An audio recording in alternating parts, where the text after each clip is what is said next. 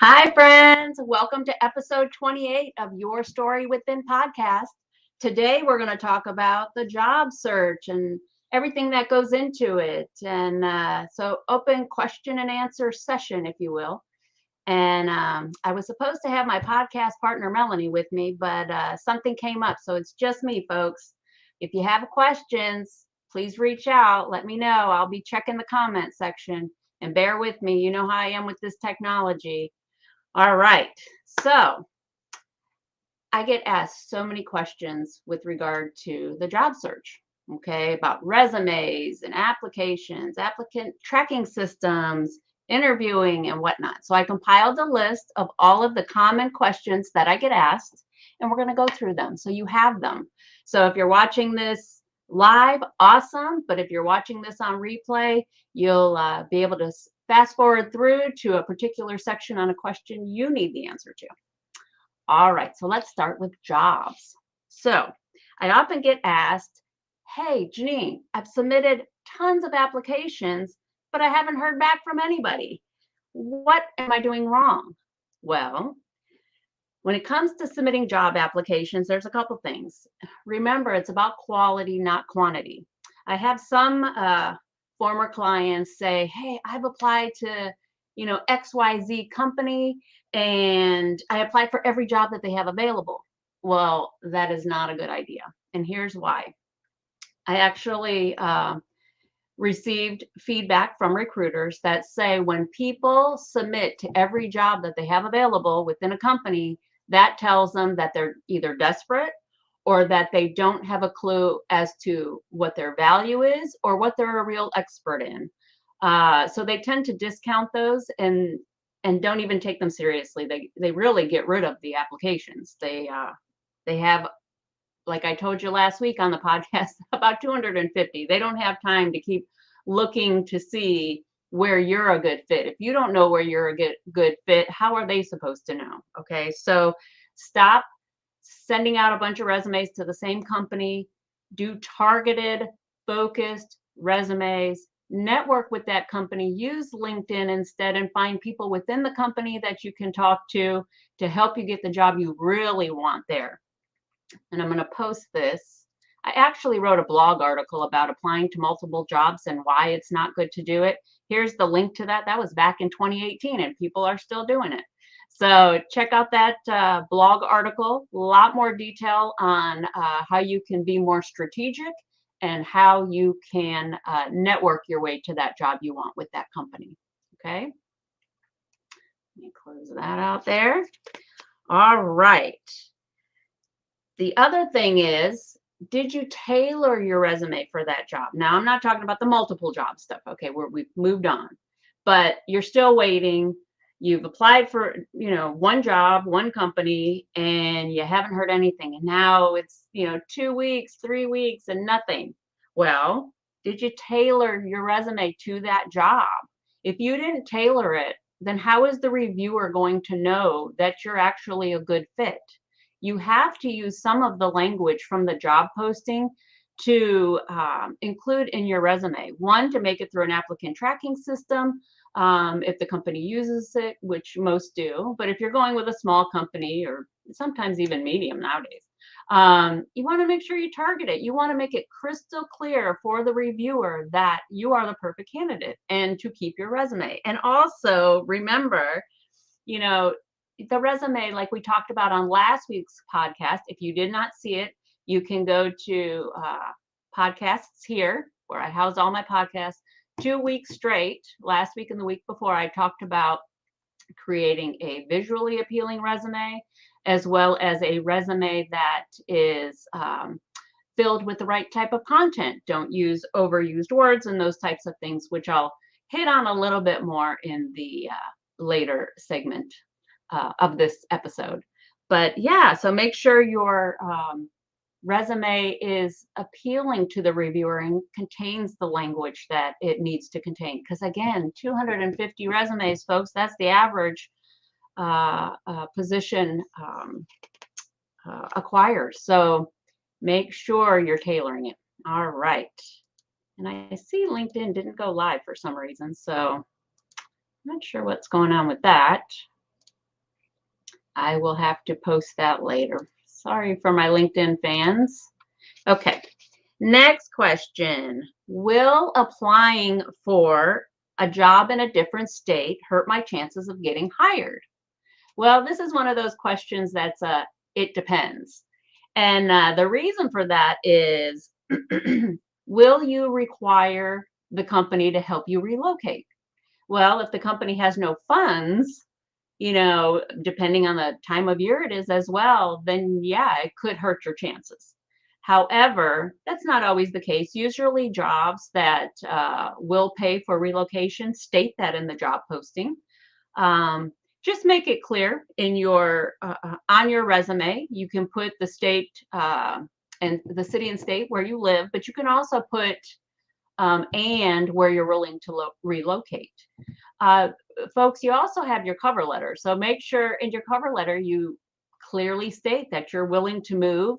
If you're not worried about them paying the expenses, you can state that. The cover letter is a good place to do that. So yeah, feel free to include that information in the cover letter. Now, that's a good topic also to bring up in an interview. The interview is going well, and they ask you, hey, I noticed you live in this city, but we're in this city and state.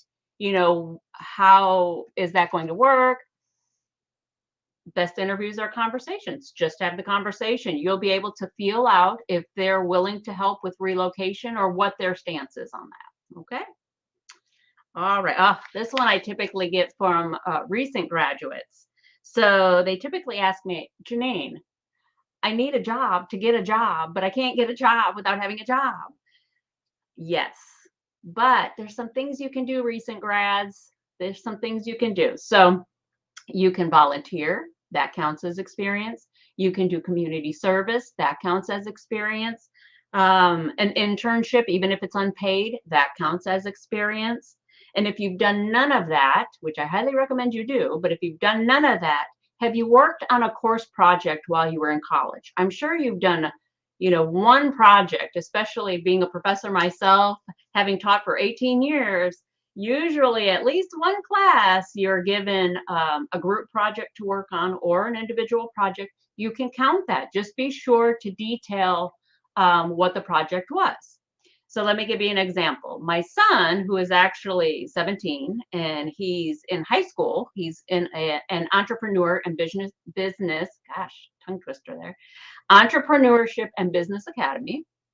And he was in that position. He was offered an opportunity for a potential position. He networked with his wonderful older sister who worked at a law firm. Well, they wanted to put him, the hiring manager as well as my daughter wanted to put him through his paces. He had to do a resume. He had to formally interview for this internship that was paid. And he came to me and he says, Mom, I have no job experience. What can I even put on a resume? So we talked through it, and I reminded him of a very significant project he worked on at school. And it was to create a company with some other team members, create a company. He had to market the company. He had to gain feedback to see if people would even be interested in the product that they were going to sell. He had to pitch his proposal to investors to get money to create the product, buy the materials, et cetera, et cetera. And then he had to go out and sell the products that he created. And that was all great experience. And he was able to craft a good resume with my guidance on how to note all of that information and how it would benefit this law firm where he was going to be an intern. He ended up getting the job. It was pretty much a shoo-in, but he learned. So now that he's seeking other positions going forward, he'll know what to do. It's the same thing. So again, recent grads, if you're still in school, think about the projects you've worked on or the courses you have taken that have caused you to learn new things. So those are the things to put on your resume as experience. All right, let's talk about the resume. So the resume, how do I go from having a good resume to having a great resume? Again, I talked about those last week on episode 26 and 27. So make sure you go to my website, my author website, under podcasts and look for those. It tells you how to create a visually appealing resume, as well as a resume that contains the content that will get you not only noticed, but get you hired. So please watch that. A good tactic to use, though, as you build out your resume is the STAR method. So what is the STAR method, Jeannine? So note a situation. Don't just list all the tasks. I get a lot of clients who send their resumes and they say, I don't know what's wrong with this. Can you tell me how to fix this? And I say, okay, well, let me look. And it's like a checklist of every single thing they've ever done in their job. Well, that doesn't help the next employer, that prospective employer, or the recruiter who's reviewing your resume, gain an understanding of how you can help their company. So you have to make sure that you give a situation, a challenge. What was the challenge in that role, and how did you overcome it? What contributions did you make that solved that challenge and brought a positive result? So the STAR method is, what was the situation? What was the task then that you did, that contribution? Your action, how did you tackle it? What did you contribute? What was the effort? And then what was the result of that? That's the STAR method: situation, task, action, result. You can also use the PAR method. PAR is very similar. It's stating the problem or situation, again, that challenge, okay, and then action and result. The point is, you always want to quantify whatever it is that was an issue and how you resolved it. For those of you who are wanting to get federal jobs and you go through the USA Jobs process, don't just take everything from the job posting and dump it into your resume. You can take some, but you better quantify using either the STAR method or the PAR method to demonstrate. It's kind of like you're supporting evidence to say, yes, I actually did this, and here's how, and here's the result of the actions for doing it. This way you make it through that applicant tracking system, as well as the human review for the federal reviewers, okay? Very important, because if you just cut and paste and throw the same language in the job posting onto your resume, that again is going to tell the reviewer that you're not an expert. You're an expert in copy and paste, not in the actual skill set that they're seeking. So make sure that you provide supporting evidence, that quantifiable information that tells them that, hey, you did an excellent job at that company, so you're going to do an excellent job for me too. Okay. So that's how you go from having a good resume to a great one. All right. And watch those podcasts. How can I make sure my resume gets past an ATS?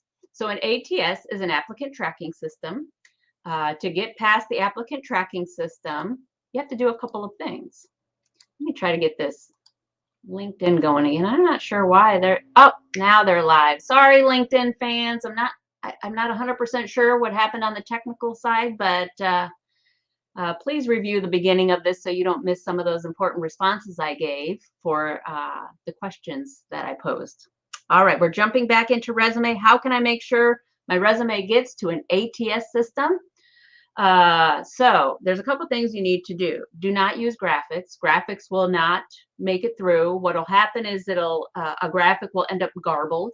This is especially important for those of you outside of the US. I know Europe, you're allowed to put pictures on your resumes, and some other foreign countries as well. Here in the United States, we do not do that. But even if you're putting a logo, I've seen people use their initials in some sort of logo format. That's not going to convert. It's not going to come through on the reviewer side. It's going to be a garbled mess. Okay, and it can throw off your formatting for your resume. Make sure you're using font size 11 or 12 and a common font, a universal font. So in last week's podcast, I talked about universal fonts. Universal fonts includes Arial, Calibri, those kinds of fonts, because they're default. Think of your inbox and your email platform or programs. They're all default. It's either Arial or Calibri nowadays. So Everybody has those. Whatever's in your word processing program that you use, whether it's Word or one of the Google Docs or whatever, whatever's a common font in there. Don't pick any of the crazy ones. If you're not sure, go back to that podcast for the last 2 weeks. I showed universal fonts in both of them. Okay. Include keywords from the job posting. Make sure that the keywords are relevant. So let's say you're trying for a project management position. Well, it's pretty obvious then that in your core skills listing, you should probably list project management. Okay, just saying. So that's what you're going to do. You're going to take that job posting, okay, and you're going to highlight keywords in that job posting.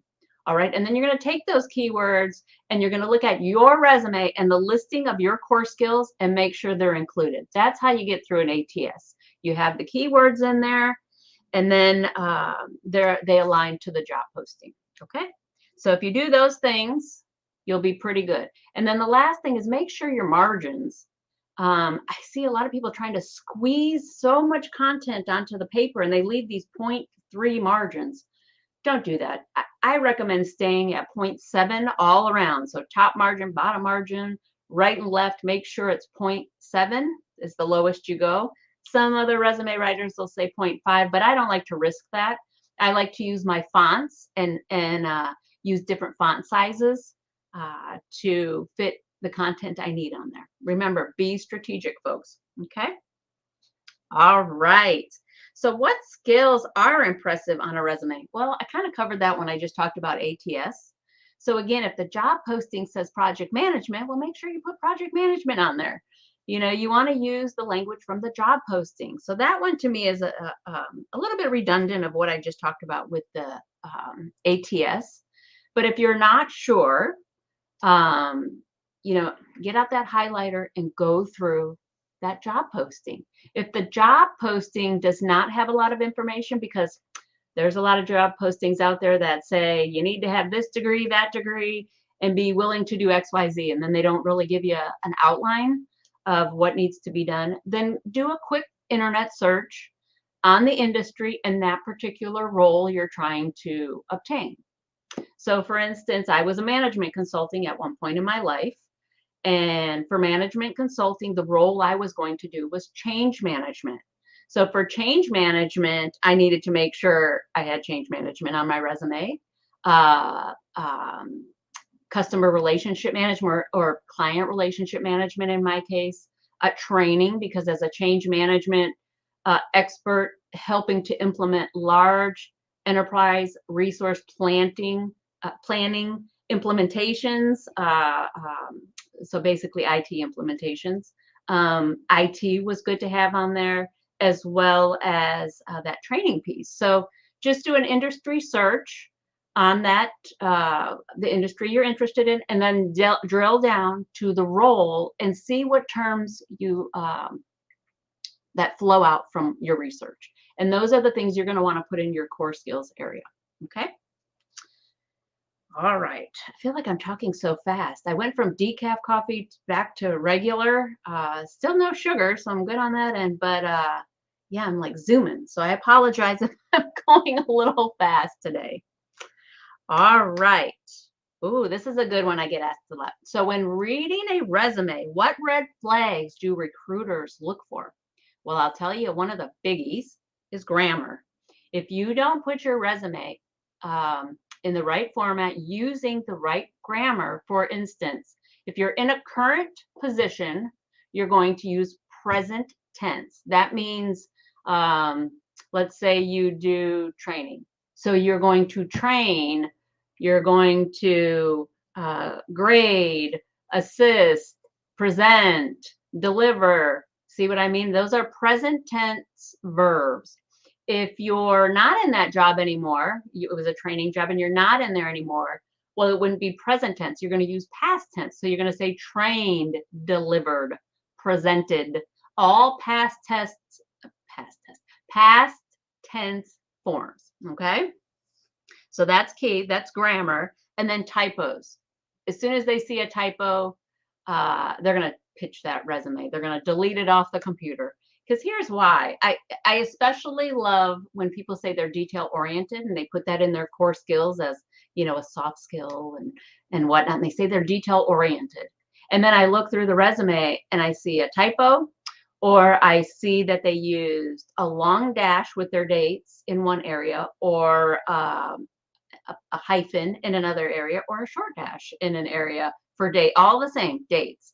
That tells me you're not detail oriented.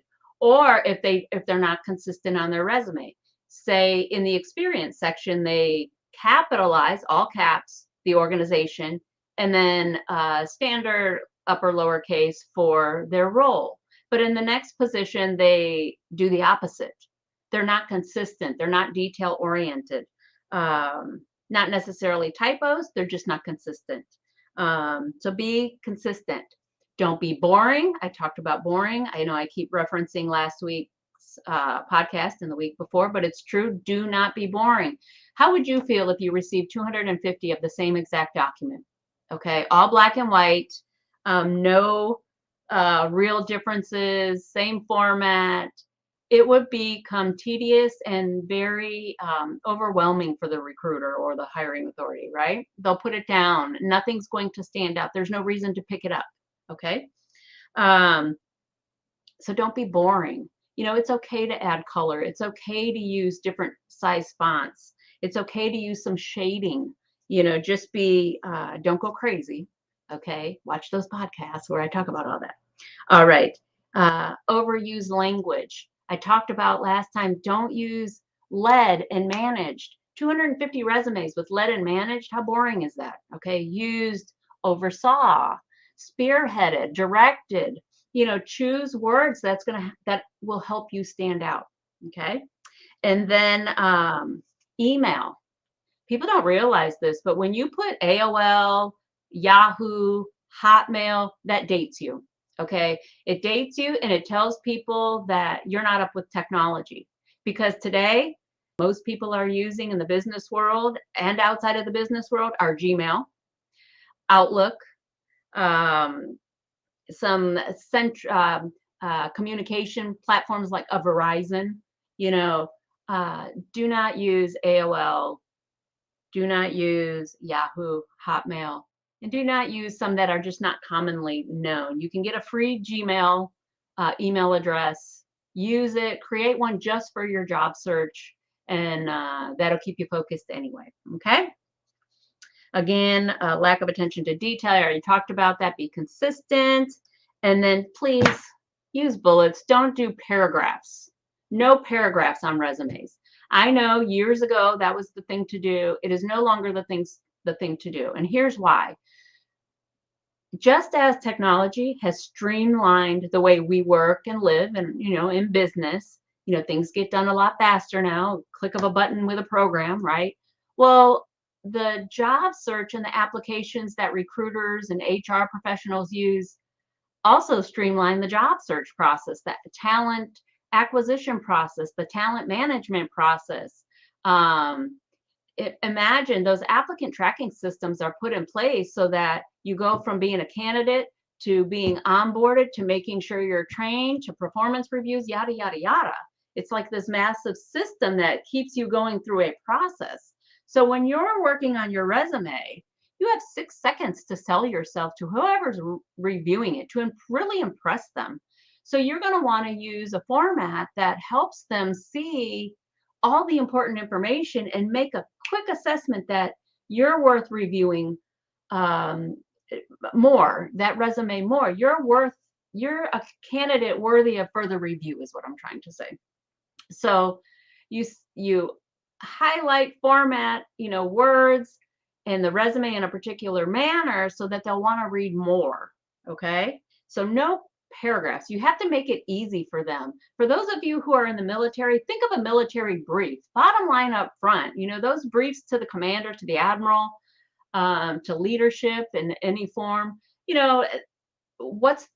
What do you want me to buy into, right? What do you want me to agree to? Here's the brief. What do you want me to do with it? So quick, easy. That's why they're always bulleted. You start with the action verb, you start with the quick synopsis of what the scenario is. Here's your solution. approve it, please. It's the same with the resume, and that goes for everybody. It's the same. What do you want them to do? You want them to ascertain quickly that you're the right candidate. Call me in for an interview.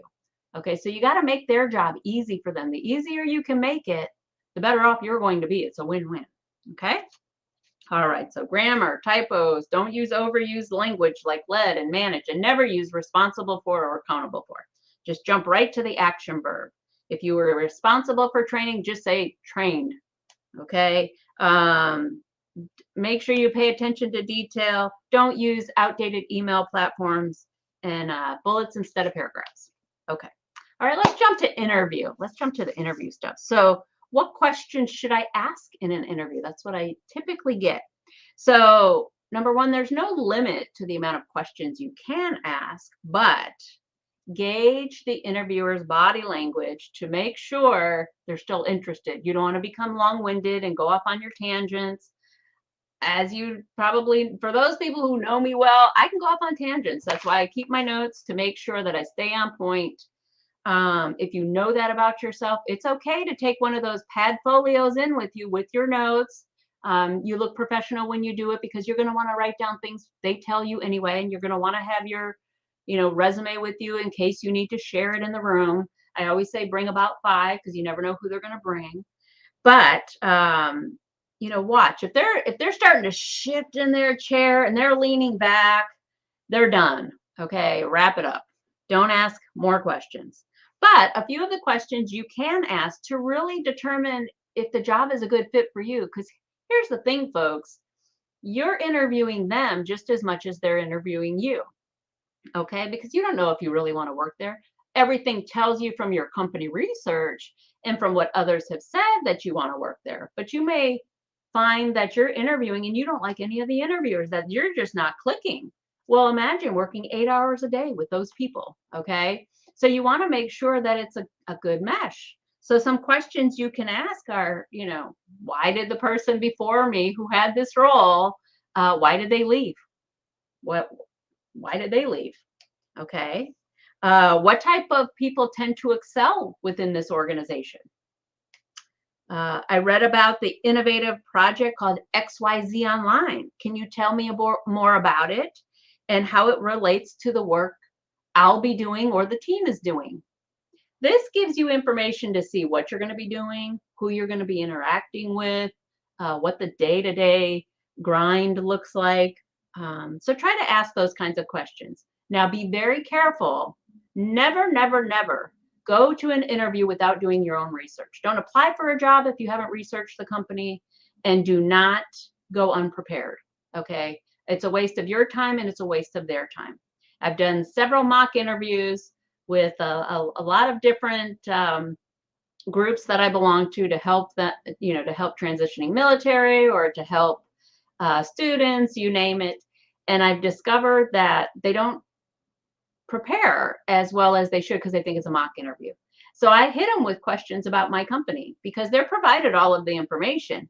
And sometimes they don't realize that I'm a Christian company. So when they say a particular thing, it's like, well, that's interesting. A swear word drops in the interview or something that would be offensive to me or to someone else. I mean, I'm pretty flexible and I don't get offended very easily. But you never know with a company. If you don't know the leadership in that company or you haven't done your research, a telling sign is if you ask in the interview, what's the name of the CEO? Well, that just tells them that you didn't do your research and now you've just been nixed off the potential callback list. So make sure you are prepared. Okay. What are some common interview mistakes? Oh, this is a biggie. So common interview mistakes are showing up late. Don't be late. Okay. I don't care if there was traffic. I don't care what the situation is. Leave early enough so in case you do encounter a situation, it doesn't truly impact you. Now, I shouldn't say I don't care about any situation. There are times where a car accident happens or something. Heaven forbid, we don't want any of that. And people understand that. Usually that actually makes the news and they can see that you're telling the truth. But don't show up late. If it's within your control, leave early enough, leave early enough. Using unprofessional language, no swearing in an interview. Don't use jargon, because a term that may be used by you and the group you've worked for in the past, or the community, say you're military and you were in EOD or a CB or whatever, um, you know, just because it's okay in that community or that branch of the military doesn't mean a federal agency is going to know. I'll give you an example. I worked at NASA for about 5 years before I went to the Navy side of military expeditionary warfighting command. And the terms, although they were the same acronym, did not mean the same thing. So I was confused for quite a while. And just when I would grasp what the acronym meant, doggone it, they would change it, and I'd have to learn all over again what that particular term was. So make sure you're not using jargon and you're not using unprofessional language. There's no reason to swear in an interview. Don't do it. I don't care if the interviewer's swearing. Don't do it. Okay. Not preparing beforehand. Do your research. I already stated that. Not having questions ready to ask. So you should have a minimum of 3 questions. So military, you're used to this because you've done the GMTs, and at the end, the commander always says, I'm not leaving until I get 3 questions. So yes, minimum of 3 questions in an interview. It's not good if you say, oh, you've answered everything, I don't have anything. That tells the reviewer or the interviewers that you can't think on your feet, and that you might not be a good fit for the organization. And then not preparing responses to some of the common questions. For instance, everybody knows nowadays that they're going to ask about your strengths and your weaknesses. There's a strategy behind that. They're also going to ask why you want to work for them. Well, you want to have an answer for that. So you're going to want to prepare for those types of common interview questions. You're also going to want to prepare for behavioral or situational interviews. For instance, they may ask you, if this occurred, how would you handle it? Or they'll say, tell me a time when you worked on a project and it was successful. You want to have some of those stories available to share with them. Keep them professional stories. Keep them in line with your skill set. Try to find some that are impactful, that will demonstrate to that prospective employer that what you did at the previous company, you can do for them. Okay. All right. And then I got 2 more questions. One is, now this is just other, so it's not interview related, but I get this a lot, especially with COVID right now. What should I do if I get laid off or I'm fired? Well, this is one of those, it depends again, okay? It depends on the circumstance. Why were you fired? Why were you laid off? A lot of people have been let go as a result of the pandemic, whether it's the business closed, whether they had to downsize due to funding issues, who knows? So that comes up. So it's okay in that case, especially right now, to say, due to the pandemic, my former organization could no longer support my role, and I was let go. Easy response. If it's not related to the pandemic, say you're in sales, you didn't meet your quota, you can point back to current economic situation, stating that as a result of the move for a lot of companies to do more online advertising, vice, television advertising, the opportunities were not as extensive, et cetera, et cetera. Okay. If you were let go for a negative consequence, always be honest, but that doesn't mean when you're honest that you are open kimono, share every single detail about the situation. You just need to tell them why. You need to come up with a professional response. If you're not sure how to come up with a response, please contact us. We can help you do that. But again, you don't have to tell every single detail of the situation. Okay, just be honest. People appreciate honesty, and they're much more forgiving if they know the situation and you told them up front. Okay.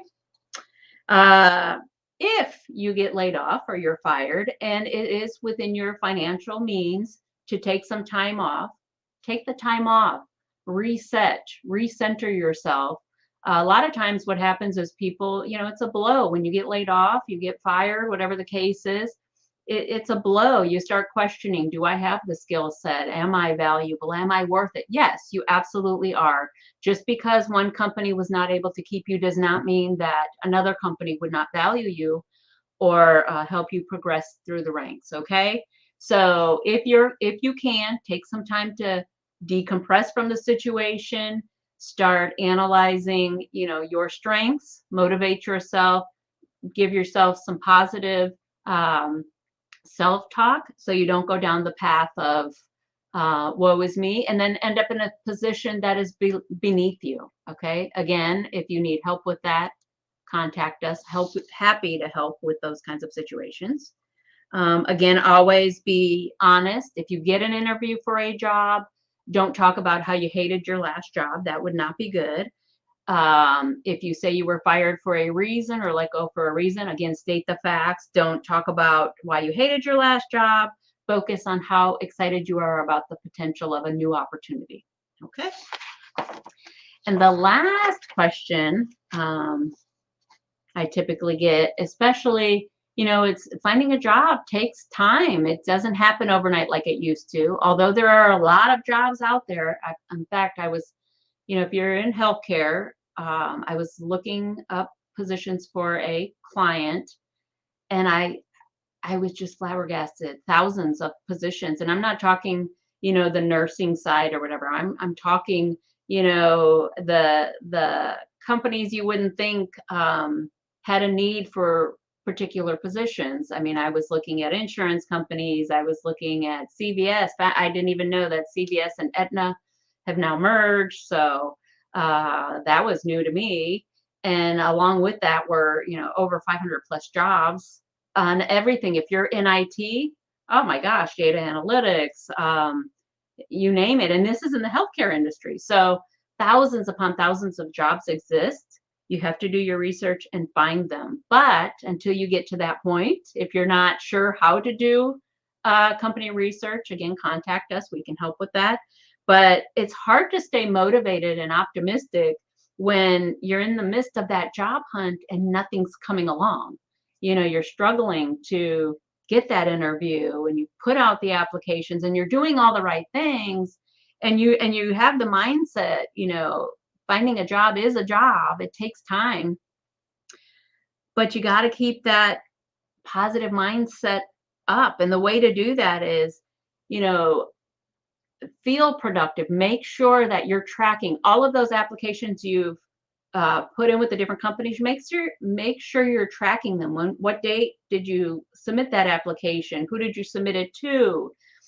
This will ensure that you do follow up. So say it's been 2 weeks, you haven't heard, follow up. Stay healthy, eat right, get plenty of rest. All that will keep your mood stabilized, your emotions in check. If you start, binge watching the latest show, on Netflix or Hulu or whatever, and you're not going to bed at a decent hour, you're not staying hydrated, now you've become this couch potato. All of those things have a direct impact on the way you feel, on the way you think. And when you don't feel well, now your joints are hurting because you're not moving.